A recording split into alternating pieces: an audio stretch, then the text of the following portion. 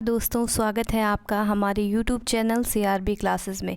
जैसा कि आपने पिछली वीडियो में देखा था कि हमने संस्कृत विभाग सेकंड ग्रेड 2022 के पेपर का पार्ट ए यानी प्रश्न 1 से 50 तक बहुत ही आसान तरीके से समझे थे।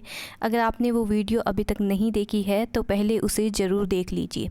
और आज की इस वीडियो में हम उसी पेपर का पार्ट बी करने वाले हैं, जिसमें हम प्रश्न 51 से 100 तक के सभी सवालों को डिटेल में और आसान भाषा में समझेंगे।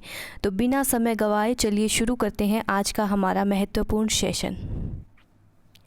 तो हमारा 51वां प्रश्न है, निम्नलिखित में से कौन सा भारत सरकार अधिनियम 1935 द्वारा स्थापित अथवा पुनर्गठित किया गया था। निम्नलिखित में से कौन सा भारत सरकार अधिनियम 1935 द्वारा स्थापित अथवा पुनर्गठित किया गया था। संघीय लोक सेवा आयोग और संघीय न्यायालय। सही विकल्प का चयन करना है। पहला ऑप्शन है केवल 2, दूसरा है 1 और 2 दोनों, तीसरा है केवल 1 और चौथा है ना तो 1 और ना ही 2। तो इसका सही जवाब जो होगा वो है 1 और 2 दोनों, यानी कि दूसरा ऑप्शन जो है वो इसका सही आंसर है कि भारत सरकार अधिनियम 1935 द्वारा स्थापित अथवा पुनर्गठित किए गए थे संघीय लोक सेवा आयोग और संघीय न्यायालय। दोस्तों, बात करें अगर संघीय लोक सेवा आयोग की, तो इस अधिनियम के तहत न केवल संघीय स्तर पर बल्कि प्रांतीय स्तर पर भी लोक सेवा आयोग की स्थापना का प्रावधान किया गया था। और संघीय न्यायालय, इस अधिनियम के प्रावधानों के तहत ही 1937 में दिल्ली में संघीय न्यायालय की स्थापना की गई थी। तो इसका सही आंसर हो गया दूसरा ऑप्शन 1 और 2 दोनों। अगला प्रश्न है, गांधी जी ने 1921 में स्वराज ध्वज डिजाइन किया था जिसके 3 रंगों में शामिल थे। ऑप्शन है लाल, हरा और सफ़ेद, केसरिया, सफ़ेद और हरा, लाल, सफ़ेद और पीला, केसरिया, सफ़ेद और पीला। तो इसका सही जवाब होगा लाल, हरा और सफ़ेद, यानी कि पहला ऑप्शन जो है वो इसका सही जवाब है। 1921 में विजयवाड़ा सत्र के दौरान पिंगली वेंकैया ने गांधी जी को एक झंडा भेंट किया था। मूल रूप से इसमें लाल और हरा रंग था। गांधी जी ने इसमें बाकी समुदायों और शांति के प्रतीक के रूप में सफ़ेद पट्टी जोड़ने का सुझाव दिया। बीच में प्रगति के प्रतीक के रूप में चरखा भी शामिल था। जो केसरिया रंग आज हम देखते हैं वह 1931 में औपचारिक रूप से अपनाया गया था। तो इसका सही जवाब है लाल, हरा और सफ़ेद। अगला प्रश्न है, भारत के संविधान के अनुच्छेद 22 के तहत प्रथम बार निवारक निरोध अधिनियम कब अधिनियमित किया गया। 1950, 1951, 1952 और 1953। तो इसका सही जवाब है 1950, यानी कि ऑप्शन ए इसका सही जवाब है। दोस्तों, भारत के संविधान के अनुच्छेद 22 के तहत प्रथम बार निवारक निरोध अधिनियम 1950 में अधिनियमित किया गया था। अगला प्रश्न है, भारत के संविधान के संदर्भ में निम्नलिखित शब्दों पर विचार करें। वैज्ञानिक दृष्टिकोण, प्राणी मात्र के प्रति दया भाव, सामाजिक संस्कृति और सभी क्षेत्रों में उत्कर्ष। इनमें से किनका उल्लेख भाग 4 क में किया गया है। ऑप्शन है 1 और 4, दूसरा ऑप्शन है 2 और 3, तीसरा है 2, 3 और 4 और चौथा ऑप्शन है 1, 2, 3 और 4। तो इसका जो सही आंसर है वो है चौथा ऑप्शन 1, 2, 3 और 4। दोस्तों, संविधान के भाग 4 क के अनुच्छेद 51A में 11 मौलिक कर्तव्यों का उल्लेख है। वैज्ञानिक दृष्टिकोण, अनुच्छेद 51 क के अनुसार वैज्ञानिक दृष्टिकोण मानववाद और ज्ञानार्जन का विकास करना है। फिर है प्राणी मात्र के प्रति दया भाव, तो अनुच्छेद 51 कै की जी के अनुसार वनों, झीलों, नदियों और वन्य जीवों की रक्षा करना, प्राणियों के प्रति दया भाव रखना। बात करें सामाजिक संस्कृति की, तो अनुच्छेद 51 ए एफ के अनुसार हमारी सामाजिक संस्कृति की गौरवशाली परंपरा का महत्व समझना। और चौथा जो है कि सभी क्षेत्रों में उत्कर्ष, अनुच्छेद 51 ए जे के अनुसार व्यक्तिगत और सामूहिक गतिविधियों के सभी क्षेत्रों में उत्कर्ष की ओर बढ़ने का प्रयास करना। तो सारे ही विकल्प जो हैं 1, 2, 3 और 4 ये इसका आंसर होंगे। अगला प्रश्न है, निम्नलिखित में से भारत के संविधान के किस अनुच्छेद को प्रभावी बनाने हेतु विधिक सेवा प्राधिकरण अधिनियम 1987 अधिनियमित किया गया था? ऑप्शन है 38, 39, 40 और 44। तो इसका सही आंसर जो होगा वो होगा दूसरा ऑप्शन 39 कै। बात करें अनुच्छेद 38 की, तो यह राज्य के नीति निदेशक तत्वों में से एक है जो राज्य को लोगों के कल्याण को बढ़ावा देने के लिए एक सामाजिक व्यवस्था सुरक्षित करने का निर्देश देता है। यह विधिक सेवा अधिनियम से संबंधित नहीं है। बात करें अनुच्छेद 39 कै की, तो यह राज्य को यह सुनिश्चित करने का निर्देश देता है कि कानूनी प्रणाली समान अवसर के आधार पर न्याय को बढ़ावा देती है और विशेष रूप से आर्थिक या अन्य अक्षमताओं के कारण किसी भी नागरिक को न्याय से वंचित नहीं किया जा सकता। विधिक सेवा प्राधिकरण अधिनियम 1987 इसी अनुच्छेद को प्रभावी बनाने के लिए अधिनियमित किया गया था। और अनुच्छेद 40 की अगर हम बात करें तो यह ग्राम पंचायतों के संगठन से संबंधित है। अनुच्छेद 44 यह नागरिकों के लिए एक समान नागरिक संहिता सुनिश्चित करने का प्रयास करता है। तो यहाँ प्रश्न जो है वो है कि भारत के संविधान के किस अनुच्छेद को प्रभावी बनाने हेतु विधिक सेवा प्राधिकरण अधिनियम 1987 अधिनियमित किया गया था? तो इसमें हमारा उत्तर है 39 कै।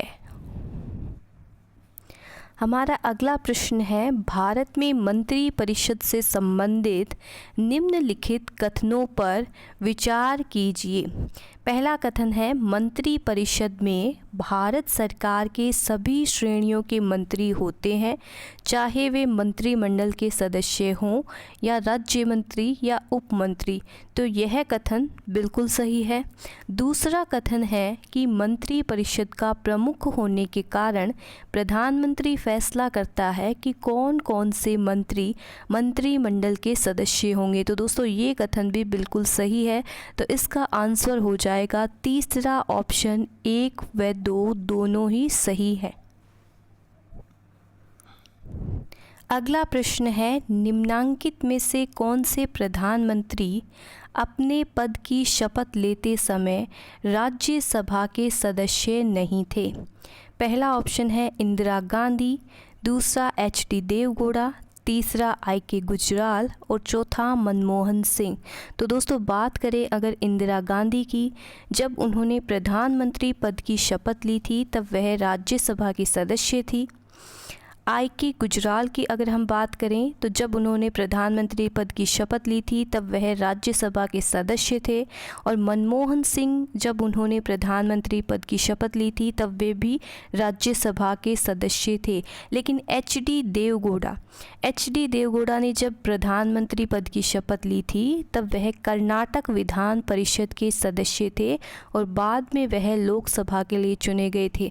तो यहाँ पे हमें पूछा है कि वह कौन से प्रधानमंत्री हैं जिन्होंने अपने पद की शपथ लेते समय वे राज्यसभा के सदस्य नहीं थे। तो हमारा सही जवाब हो जाएगा दूसरा ऑप्शन HD देवगौड़ा 1996।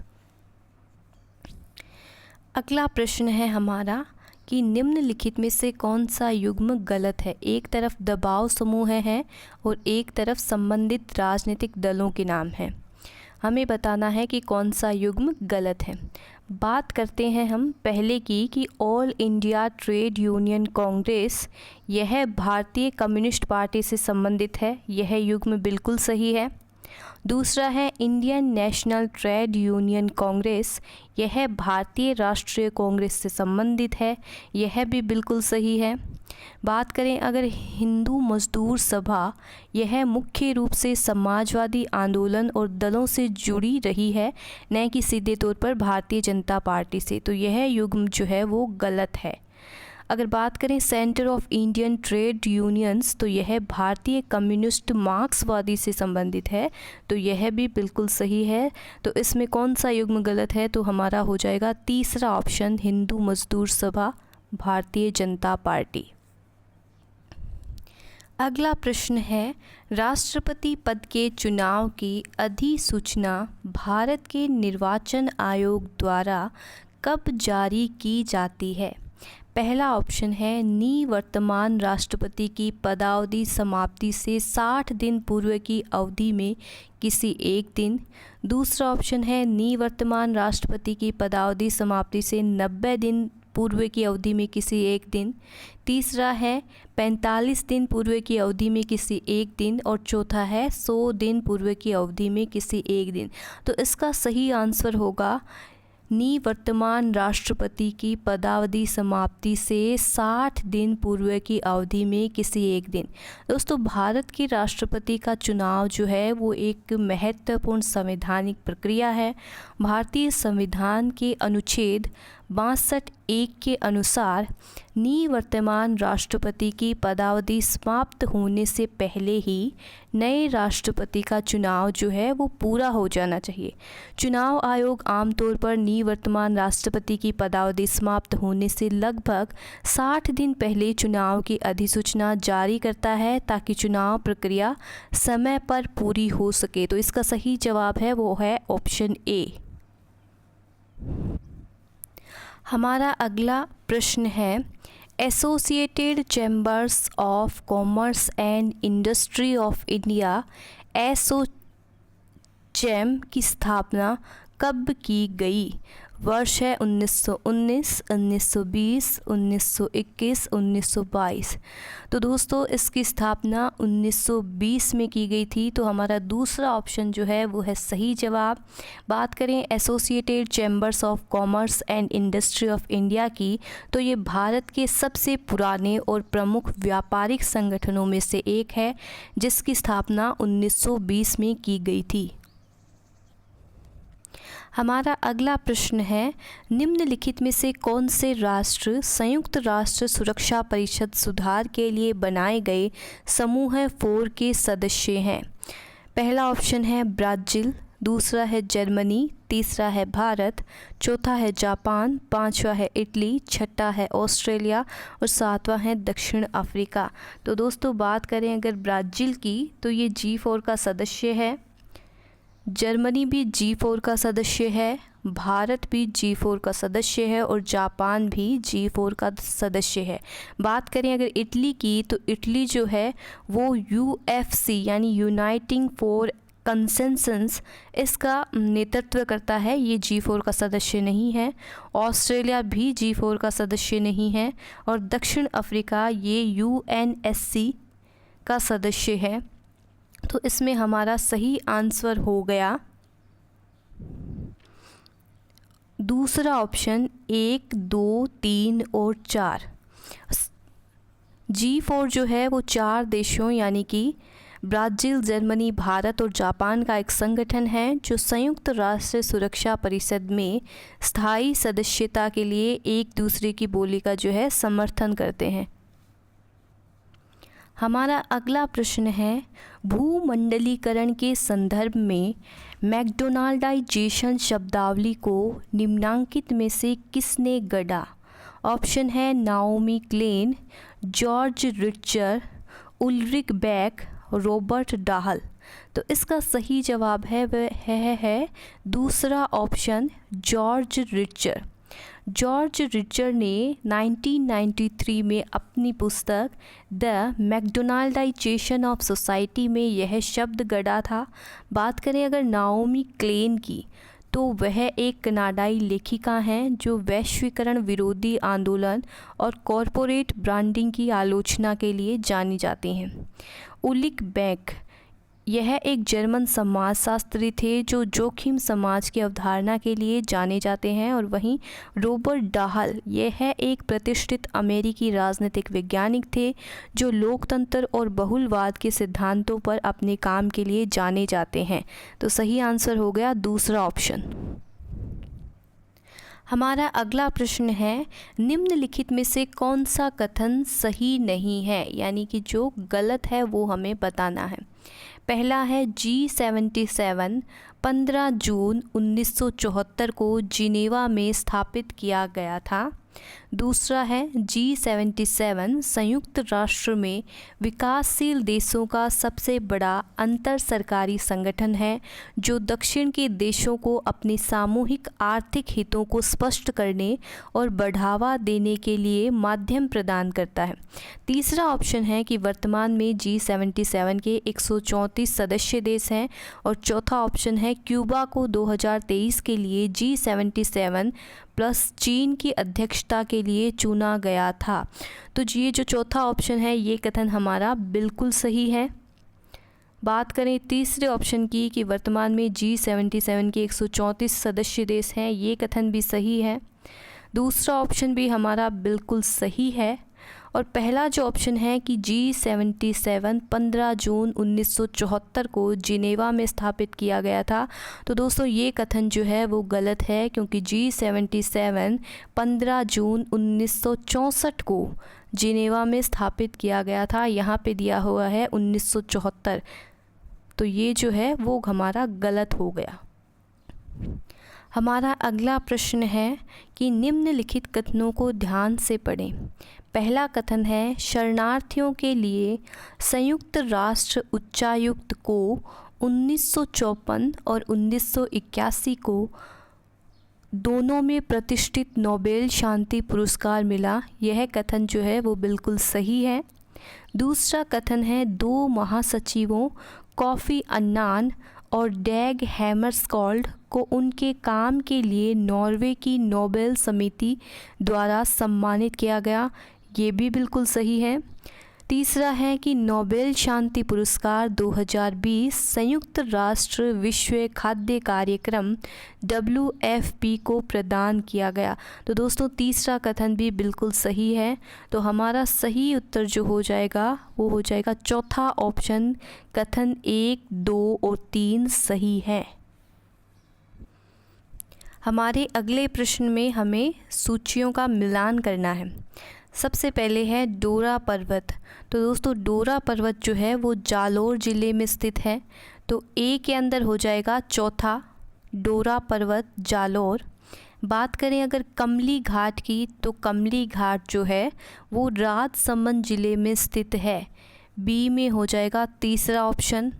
हर्ष की पहाड़ियाँ सीकर के अंदर हैं, तो सी में हो जाएगा पहला ऑप्शन।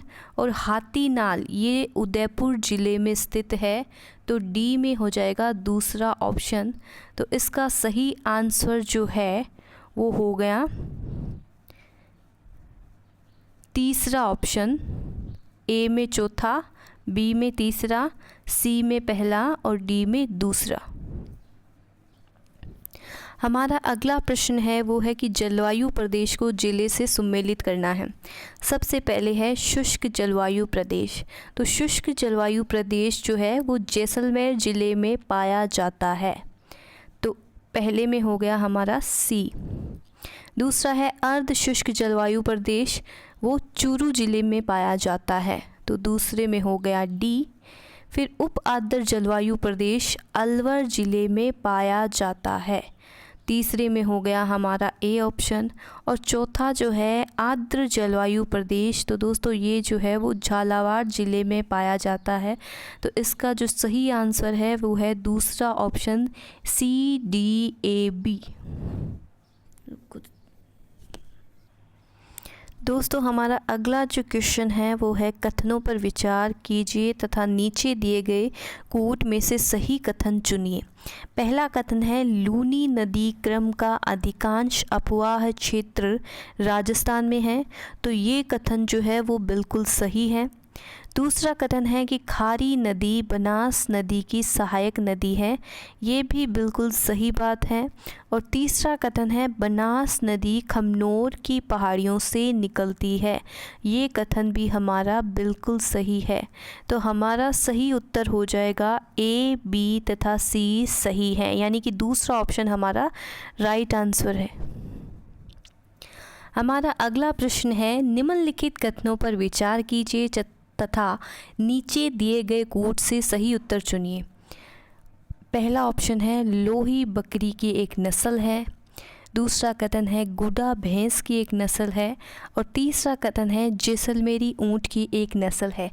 तो इसका सही उत्तर होगा ए तथा सी सही है, यानी कि दूसरा ऑप्शन जो है वो इसका सही जवाब है।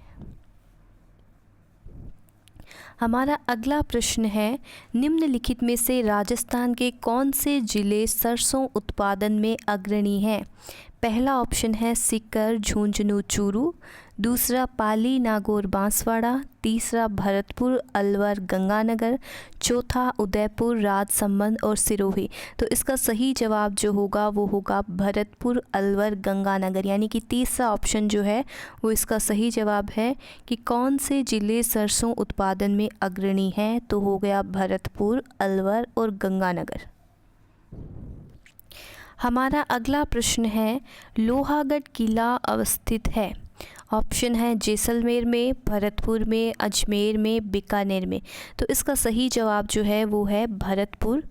भरतपुर में लोहागढ़ किला है, जिसे अभय दुर्ग भी कहा जाता है।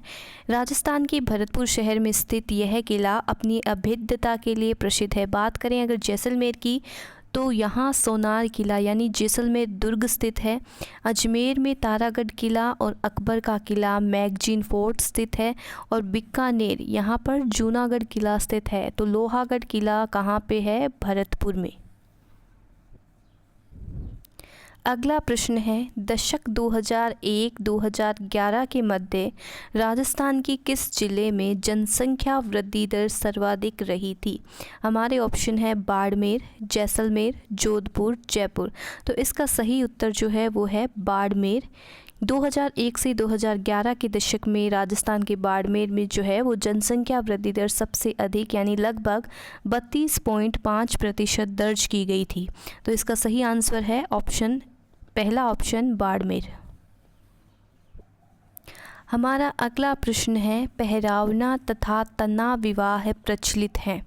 ऑप्शन है सांसी जनजाति में, भील जनजाति में, ग्रासिया जनजाति में और कंजर जनजाति में। तो दोस्तों, पहरावना तथा तना विवाह ग्रासिया जनजाति में प्रचलित है। तो इसका सही जवाब हो जाएगा तीसरा ऑप्शन ग्रासिया जनजाति।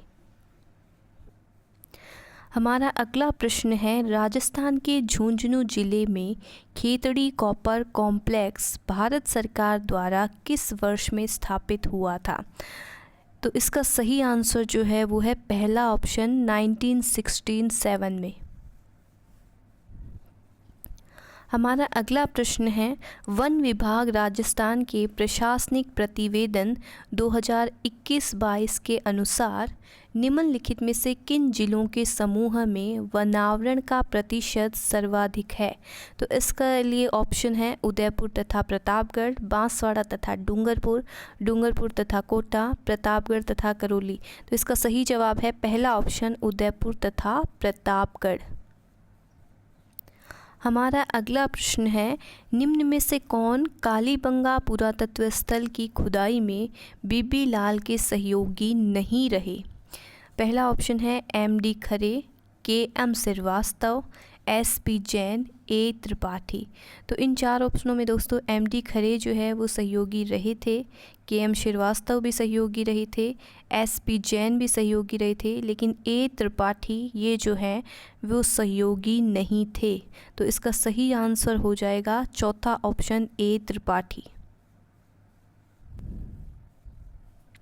हमारा अगला प्रश्न है, निम्न में से राजस्थान में ताम्रयुगीन सभ्यता का प्रारंभिक केंद्र किसे माना जाता है? ऑप्शन है बालाथल, गणेश्वर, आहड़ और बैराठ। तो इसका सही जवाब है वो है दूसरा ऑप्शन गणेश्वर। हमारा अगला प्रश्न है, उस अरबी यात्री का नाम बताइए जिसने मिहिर भोज के समय का वृतांत प्रस्तुत किया था। ऑप्शन है सुलेमान, शाह आलम निरून, अल मसूदी हज्जाब, ओबेदुल्ला हुसैनी।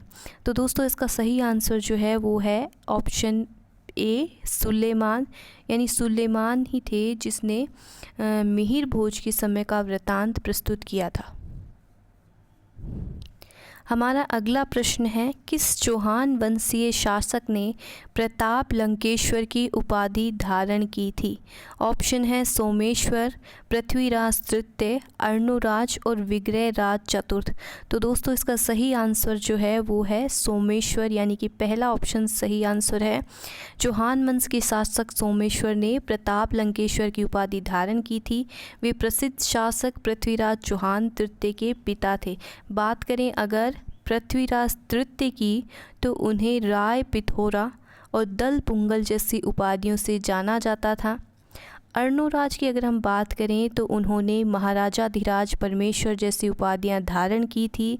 और विग्रहराज चतुर्थ, इन्हें कवि बांधव के नाम से जाना जाता था। यहाँ हमसे पूछा गया है प्रताप लंकेश्वर, तो सोमेश्वर जो हैं उन्हें प्रताप लंकेश्वर की उपाधि धारण की थी।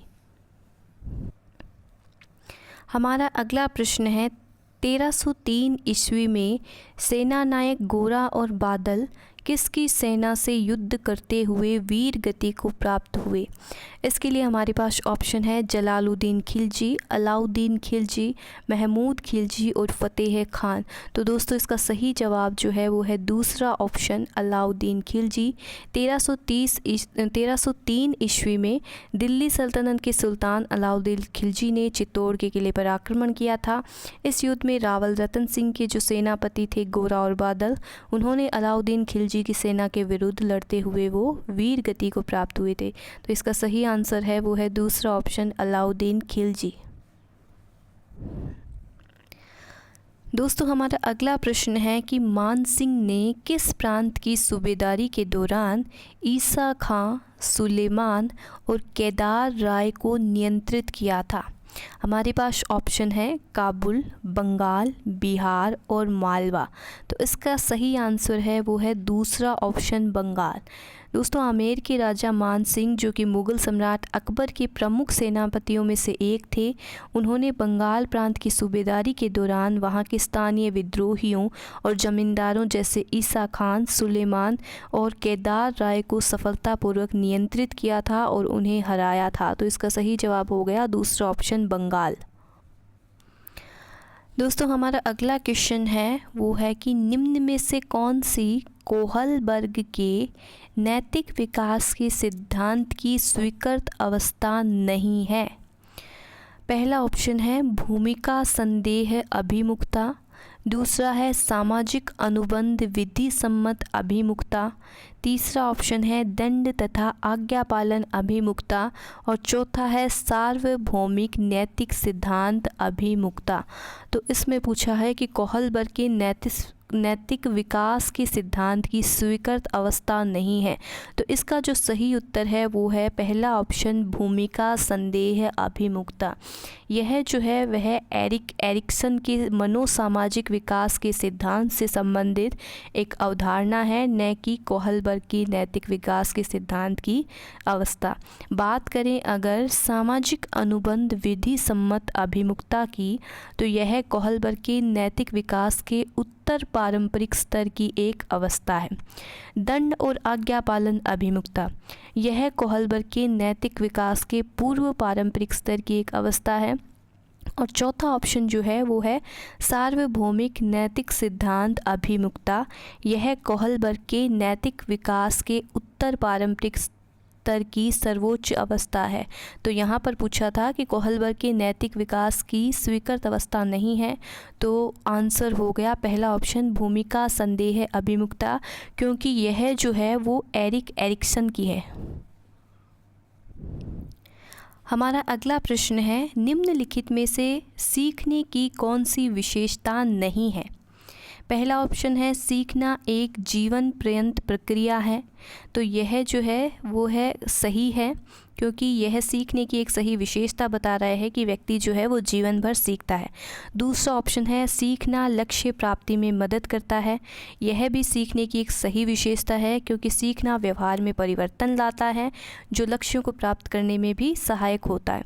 तीसरा ऑप्शन जो है कि वो सीखना केवल औपचारिक है। तो दोस्तों ये कथन जो है वो है गलत कथन है, क्योंकि सीखना औपचारिक जैसे कि स्कूल या कॉलेज से और अनौपचारिक जैसे परिवार, समाज, दोस्त दोनों तरह से बच्चा जो है वो सीखता है। तो तीसरा कथन कि सीखना केवल औपचारिक है यह गलत है। बात करें चौथे कथन की कि सीखना अभिप्रेरणा व परिपक्वता पर निर्भर होता है, यह कथन भी सही है क्योंकि सीखने के लिए अभिप्रेरणा और शारीरिक मानसिक परिपक्वता आवश्यक होती है। हमारा अगला प्रश्न है परंपरागत वर्गीकरण में सीखने का कौन सा एक प्रकार नहीं है, यानी कि परंपरागत वर्गीकरण में सीखने का कौन सा है जो इनमें से एक प्रकार नहीं है। पहला ऑप्शन है संज्ञानात्मक अधिगम, दूसरा यांत्रिक अधिगम, तीसरा भावनात्मक अधिगम और चौथा है मनोगत्यात्मक अधिगम। बात करें अगर पहले ऑप्शन की तो संज्ञानात्मक अधिगम यह सीखने के पारंपरिक वर्गीकरण का एक प्रकार है जो ज्ञान और बौद्धिक कौशल से संबंधित है। दूसरा जो है यांत्रिक अधिगम, तो यह पारंपरिक वर्गीकरण में शामिल नहीं है। यह आमतौर पर रटने या दोहराने पर आधारित होता है और एक अलग प्रकार के रूप में वर्गीकृत नहीं किया जा सकता। तीसरा ऑप्शन जो है वो है भावनात्मक अधिगम। तो दोस्तों यह सीखने के पारंपरिक वर्गीकरण का एक प्रकार है जो भावनाओं, दृष्टिकोणों और मूल्यों से संबंधित है।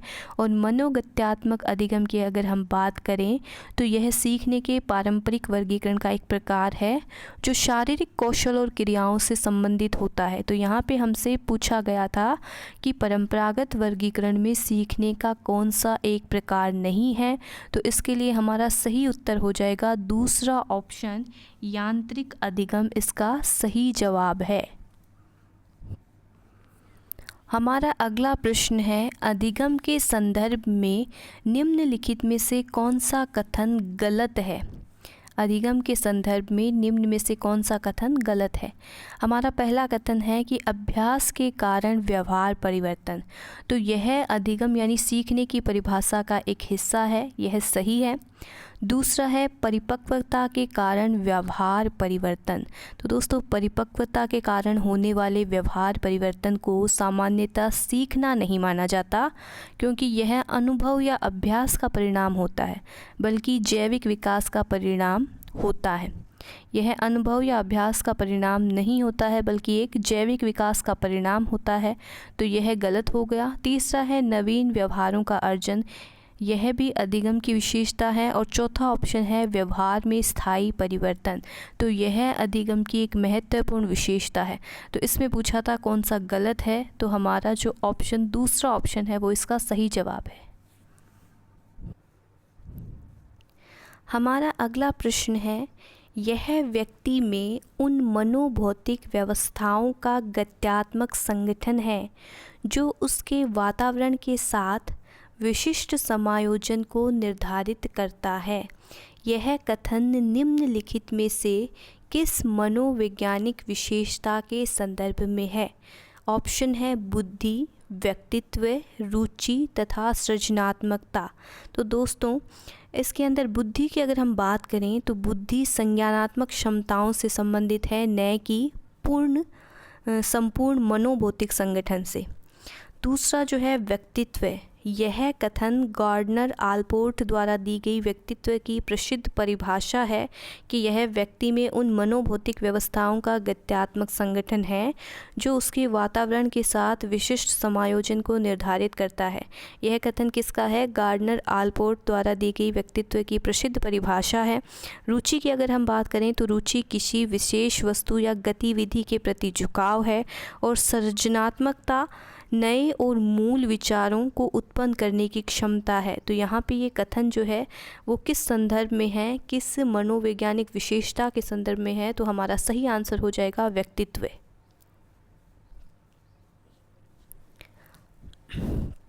हमारा अगला प्रश्न है निम्न में से कौन सा उपागम व्यक्तित्व सिद्धांतों से संबंधित नहीं है? कौन सा उपागम व्यक्तित्व सिद्धांतों से संबंधित नहीं है?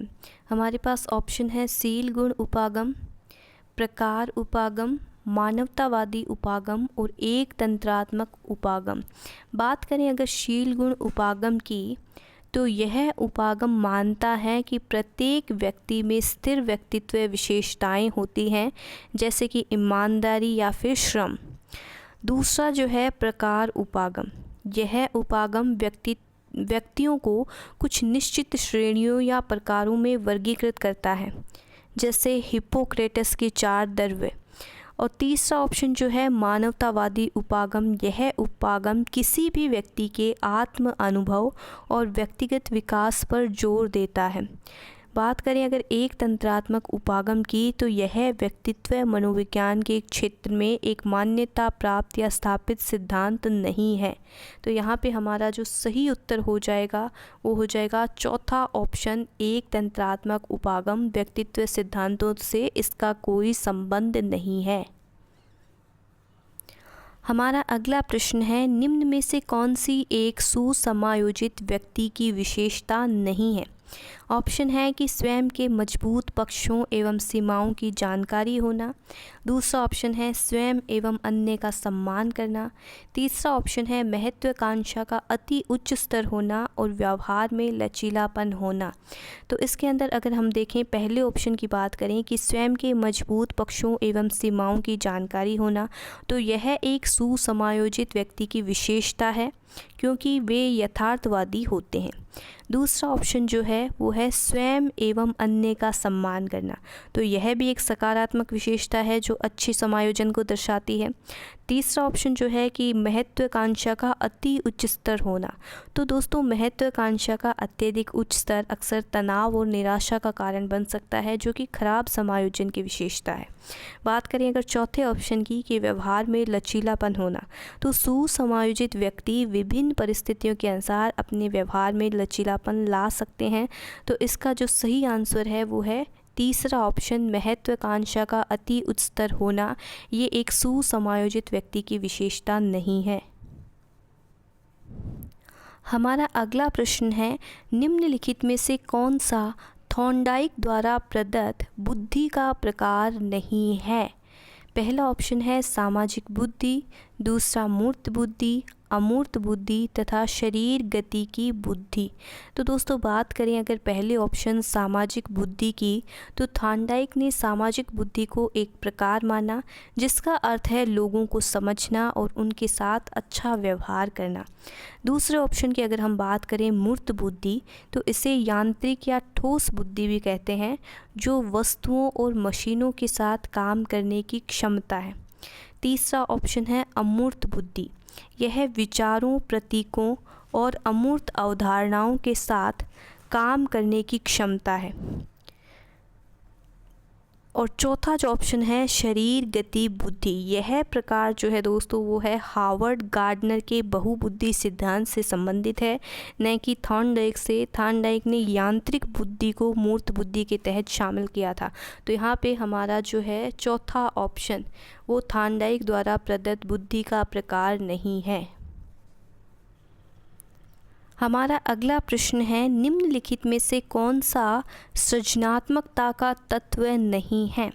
ऑप्शन है प्रवाह, मौलिकता, अभिसारी चिंतन और विस्तांतरण। तो बात करते हैं पहले ऑप्शन की, प्रवाह। तो दोस्तों यह विचारों की संख्या उत्पन्न करने की क्षमता है, जो सृजनात्मकता का एक मुख्य तत्व होता है। दूसरे ऑप्शन की अगर हम बात करें मौलिकता, यह अद्वितीय या नए विचार उत्पन्न करने की क्षमता है, जो सृजनात्मकता का एक मुख्य तत्व होता है। तीसरा ऑप्शन जो है वो है अभिसारी चिंतन, तो यह एक समस्या के लिए एक ही समाधान खोजने पर केंद्रित होता है। यह अक्सर बुद्धिमत्ता से जुड़ा होता है, न कि सृजनात्मकता से। तो चौथा ऑप्शन जो है वो है विस्तांतरण, यह विचारों को विस्तृत करने या उसमें विवरण जोड़ने की क्षमता है, जो कि सृजनात्मकता का मुख्य तत्व है। तो इसका सही जवाब जो है वो है तीसरा ऑप्शन अभिसारी चिंतन, ये सृजनात्मकता का तत्व नहीं है। हमारा अगला प्रश्न है, सृजनात्मकता के प्रमस्तिष्क गोलार्ध सिद्धांत के अनुसार सृजनात्मकता परिणाम होती है।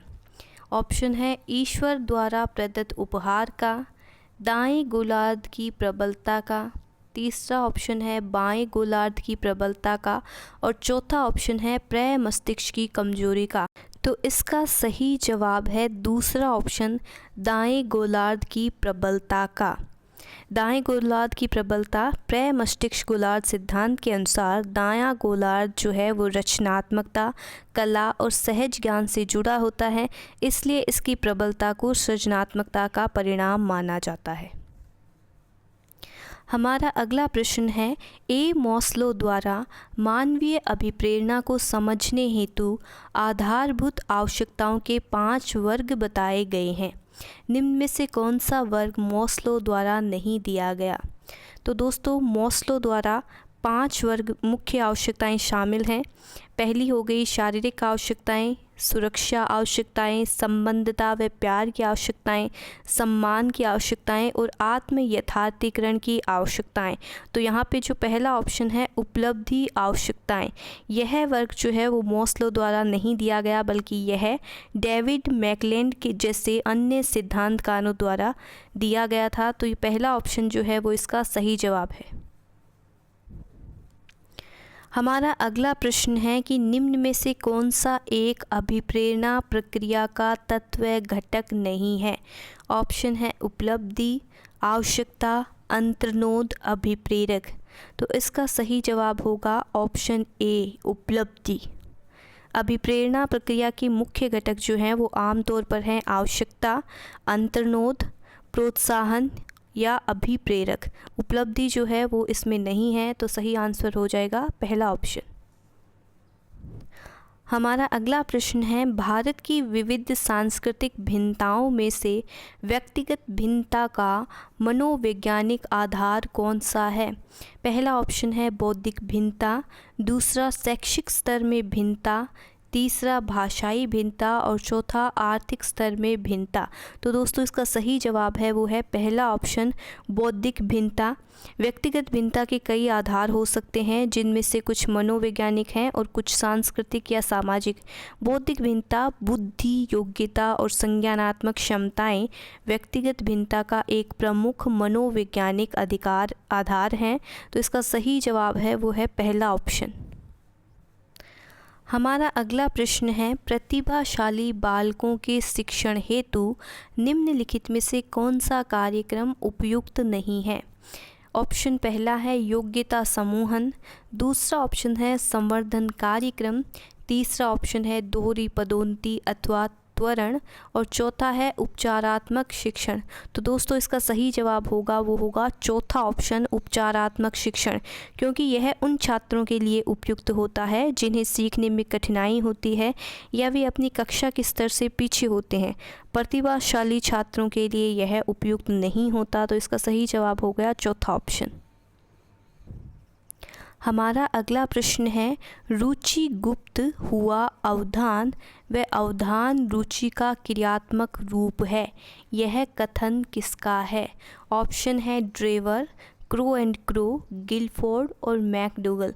तो इसका सही आंसर है चौथा ऑप्शन, मैकडूगल।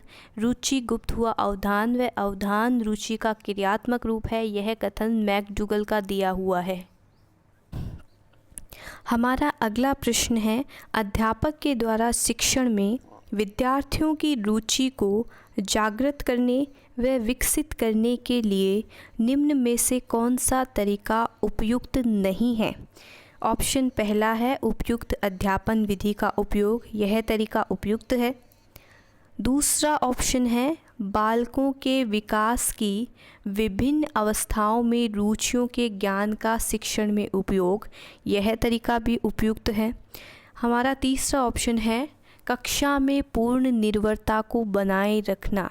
तो दोस्तों, यह तरीका जो है वो अनुपयुक्त है, क्योंकि पूर्ण चुप्पी या नीरसता जो है वो अक्सर कक्षा के वातावरण को नीरस बना देती है और छात्रों की स्वाभाविक जिज्ञासा और रुचि को कम कर देती है। चौथा ऑप्शन है नए विषय को पूर्व परिचित ज्ञान से जोड़ना, तो यह भी उपयुक्त है। तो इसमें पूछा गया है उपयुक्त नहीं है, तो हमारा तीसरा ऑप्शन इसका सही जवाब हो जाएगा। हमारा अगला प्रश्न है शिक्षा मनोविज्ञान मनोविज्ञान की वह शाखा है जो शिक्षण तथा अधिगम से संबंधित होती है। इस विचार के प्रतिपादक हैं। ऑप्शन है कोल्सनिक, स्किनर, क्रो एंड क्रो और स्टीफन। तो इसका सही जवाब है दूसरा ऑप्शन स्किनर। बात करें अगर कोल्सनिक की, तो इन्होंने कहा कि शिक्षा मनोविज्ञान मनोविज्ञान के सिद्धांतों का शिक्षा में अनुप्रयोग है। क्रो एंड क्रो इनके अनुसार शिक्षा मनोविज्ञान व्यक्ति के जन्म से वृद्धावस्था तक सीखने के अनुभवों का वर्णन और व्याख्या करता है। और स्टीफन ने शिक्षा मनोविज्ञान को शैक्षिक विकास का व्यवस्थित अध्ययन बताया। पर यहाँ जो बात की गई है वो है स्किनर की। उन्होंने कहा कि शिक्षा मनोविज्ञान मनोविज्ञान की वह शाखा है जो शिक्षण तथा अधिगम से संबंधित होती है। हमारा अगला प्रश्न है शिक्षा मनोविज्ञान के अध्यापक के लिए निहितार्थ नीचे दिए जा रहे हैं। पहला है बालकों की विकासात्मक विशेषता को समझना, ये बिल्कुल सही है। दूसरा है बालकों की समूह गत्यात्मक को समझना, ये भी बिल्कुल सही है। तीसरा है शिक्षण की प्रभावी विधियों को समझना, तो ये कथन भी बिल्कुल सही है। अब आपको बताना है कि कौन सा विकल्प सर्वाधिक उपयुक्त होगा। तो चौथा ऑप्शन जो हमारा है कि ए, बी एवं सी सही है, वह इसका सही जवाब होगा। हमारा अगला प्रश्न है वह वर्ष काल अवधि जिसके दौरान लड़के व लड़कियां शारीरिक, मानसिक, सामाजिक व संवेगात्मक रूप से बाल्यावस्था से प्रौढ़ावस्था की ओर बढ़ते हैं कहलाती है। तो दोस्तों इसका सही जवाब जो है वो है तीसरा ऑप्शन किशोरावस्था। हमारा अगला प्रश्न है एरिक्सन के मनोसामाजिक विकास के सिद्धांत में उद्यमता बनाम हीनता विकास की निम्नलिखित में से कौन सी अवस्था से संबंधित है। हमारे पास ऑप्शन है किशोरावस्था, उत्तर बाल्यावस्था, पूर्ण बाल्यावस्था व पूर्व प्रौढ़ावस्था। बात करें अगर किशोरावस्था की, तो इस अवस्था में एरिक्सन ने पहचान बनाम भूमिका भ्रम की बात की है। पूर्व बाल्यावस्था की अगर हम बात करें तो इसमें पहल बनाम अपराध बोध होता है। पूर्व प्रौढ़ावस्था इसमें घनिष्ठता बनाम अलगाव होता है। और बात करें उत्तर बाल्यावस्था की तो इसमें उद्यमता बनाम हीनता होता है। तो हमारा प्रश्न है कि उद्यमता बनाम हीनता कौन सी अवस्था से संबंधित है। तो इसके लिए हमारा उत्तर हो जाएगा दूसरा ऑप्शन उत्तर बाल्यावस्था। तो दोस्तों आज हमने संस्कृत विभाग सेकंड ग्रेड 2022 के पार्ट बी यानी प्रश्न 51 से 100 तक के सभी सवालों को डिटेल्स में समझ लिया है। उम्मीद करती हूँ कि ये वीडियो आपको अच्छी तरह समझ में आई होगी और आपकी तैयारी में भी काफ़ी मदद करेगी। अगर आपको ये वीडियो पसंद आई हो तो वीडियो को लाइक ज़रूर करें और अपने दोस्तों के साथ शेयर करना बिल्कुल ना भूलें। और अगर आप ऐसे ही और इम्पॉर्टेंट पेपर सॉल्यूशन और प्रिपरेशन वीडियो चाहते हैं तो हमारे चैनल को सब्सक्राइब ज़रूर करें और बेल आइकन दबा लें ताकि आने वाली हर नई वीडियो की नोटिफिकेशंस आपको मिलती रहे। और अगर आपको किसी भी क्वेश्चन में डाउट हो तो आप नीचे कमेंट करके ज़रूर पूछ सकते हैं। मैं आपकी पूरी मदद करने की कोशिश करूँगी। धन्यवाद दोस्तों, मिलते हैं अगली वीडियो में।